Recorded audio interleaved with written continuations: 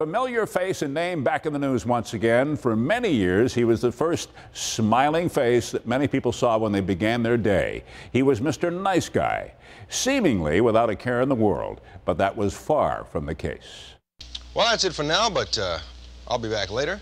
Coming up, Superman and Lois. For 13 years, Spencer Christian was the guy many Americans woke up to every morning. After a dozen years in local TV, the affable weatherman hit the big time. On the network, ABC's Good Morning America, it seemed that he had it all. Many people watch someone on TV like us and assume that our lives are perfect and carefree and we have not a problem in the world.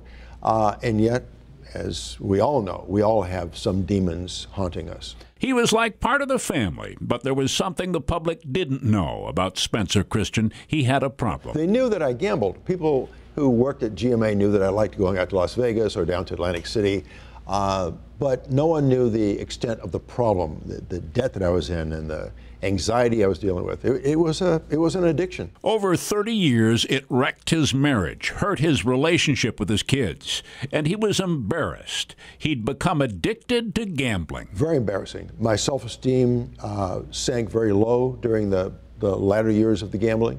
I was in a huge amount of debt. I was ashamed of myself.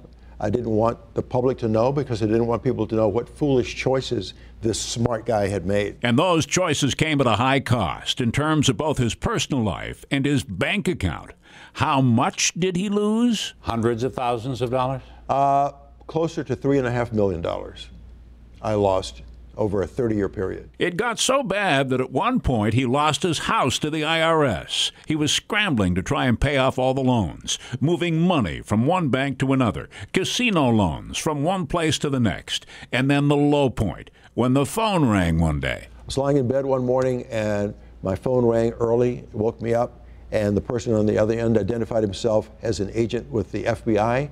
Said he had been investigating me for a year. Moving around all that money attracted the attention of the feds. In the end, he did nothing illegal, but the FBI warned him, you'd better deal with that gambling problem. There were many points during my 30 years, especially during the last 20 years of my gambling, when I thought, oh, I have this under control now, because maybe I just hit a winning streak and all of a sudden I didn't feel the pressure of the losses or the debt. And then I would find myself spiraling downward again. And then he just stopped. It was that phone call, the broken relationship with his family, and maybe most of all, like most addicts, after a while, the thrill was gone. Does he ever worry he could fall back again? No, I don't worry about that. And I think anyone who has been an addict probably should. But I feel so convinced. You see, the last few years I was gambling, Keith, it was not a thrill for me anymore. I was desperately trying to recover losses. I was chasing, the money I had lost. I was filled with stress and anxiety. It wasn't fun anymore. After GMA, Christian headed west. For 18 years now, he's been doing the weather each night on the ABC TV station in San Francisco. And like many of us, he often looks back and asks himself that question we all ask at times, what was I thinking? I'm recovering. And that I'm healthy and still able to work and do what you and I do every day, and that I've been able to repair the damage that was done in my relationships with my kids. I have not only their love, but their respect again.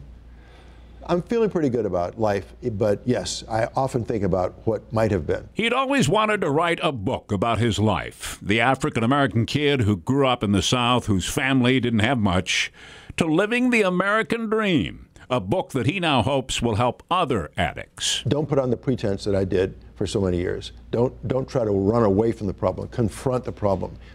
Seek help. Get counseling. Confide in someone you love or someone who loves you. Join Gamblers Anonymous, but definitely seek help. Don't continue to think that you can fight the problem alone. You can't. It's bigger than you are.